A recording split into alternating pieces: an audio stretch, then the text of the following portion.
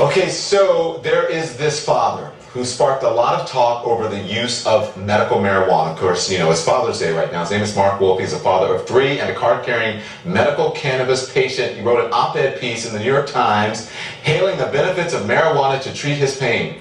His piece elicited heavy criticism from several people, including Jennifer Grellman.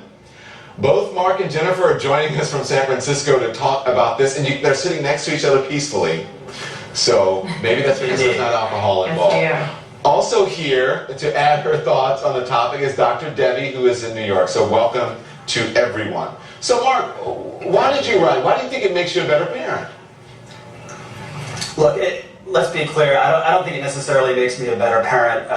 And for the record, I actually do not get high around my kids as a matter of practice at all.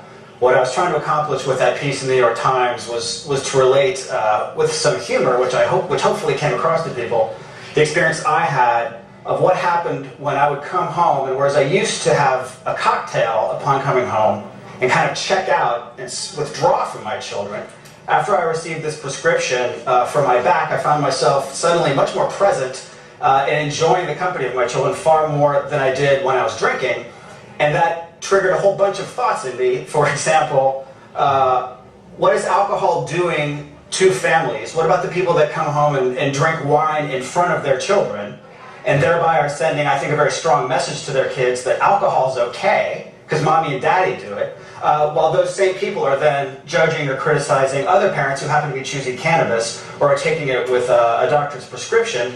And I'm just thinking that there's a big disconnect here, because obviously alcohol, I think hopefully we can all agree, is far more toxic, far more addictive, far more likely to generate violence, child abuse, family dysfunction than cannabis. So my question is, why is cannabis being singled out? Jennifer, Jennifer, you don't seem to agree with that. Well, frankly, parents that use marijuana have a much stronger likelihood of having children use marijuana at an earlier age.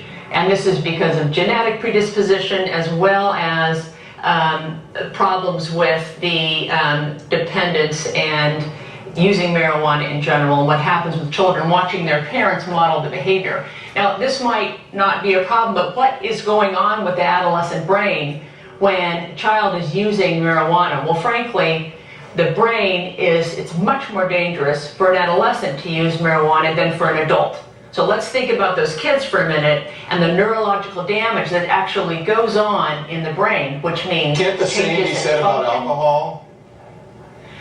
Certainly it can, but I felt very strongly about responding to the cannabis point, and I think it's important not to segue away from it, because also we're seeing drops in IQ from marijuana and changes in the hippocampus, in those fibers, the density of the fibers that connect with the hippocampus, a 90% drop. That's huge. So I guess my point is, whether it's alcohol, whether it's marijuana, parents play a very important role. We work very hard in our nonprofit, being Adept, to educate parents and kids about the dangers of using.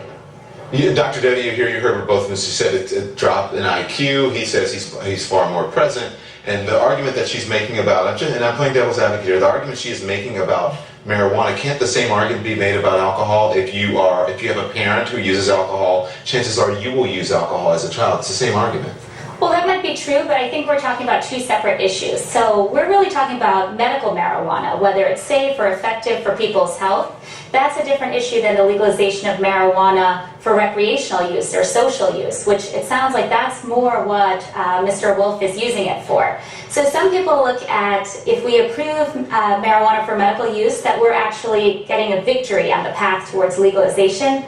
Now, I personally am in favor of decriminalization of marijuana. I think the penalties are too harsh, but I think that's very different than saying that you're going to prescribe it at a specific dose or frequency or time period for people who have pain or other issues. I have to say, sitting here on television and having this argument, it's like, quite honestly, we don't even pitch stories about marijuana anymore. It feels like same-sex marriage. It feels like you're having this argument in 1958, quite honestly. The train has left the station when it comes to this, and it feels like a lot of the arguments that people use about marijuana are the same arguments that were used about alcohol, and it just feels really old. Am I wrong with that in my assessment of this? Well, like I said, I'm in favor of decriminalization, but I do think that it's different than this issue. So if we look at So if you have something that is not regulated and there aren't enough studies, so then how can you make that judgment then?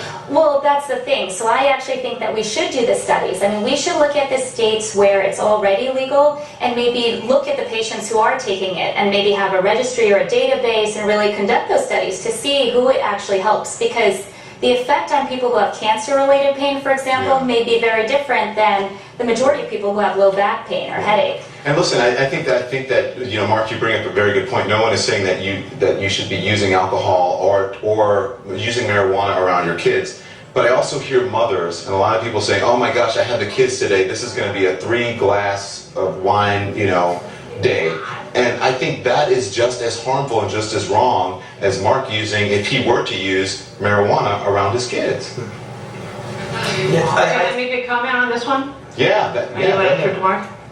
No, it's Well, I think that, the power of parents and their modeling, I think you're absolutely right. Whether you're modeling, stress control through having a drink, through any substances, that's in turn what your kid's going to pick up on. So when we really try to tell kids, get involved in something you love to do, meditate, yoga, exercise, all of these things to make us healthier, if a parent is modeling using any substance, it's going to affect that child and how early their use begins and how they use it for stress control.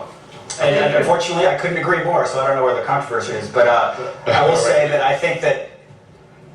We're going to lose you guys because we're running out of satellite time. That's what I'm being told. So I would love to talk more, but you know what? We have to do it. Thank you very much, Mark. Thank you, Jennifer. Thank you. Thank you so much. All right. To be continued. He's accused of killing 19 people while heading up the Irish mob in Boston. Whitey Bulger, already an incredible trial going on. Next, we'll hear from a former mobster who used to work with Bulger. You'll want to hear this, so stay tuned.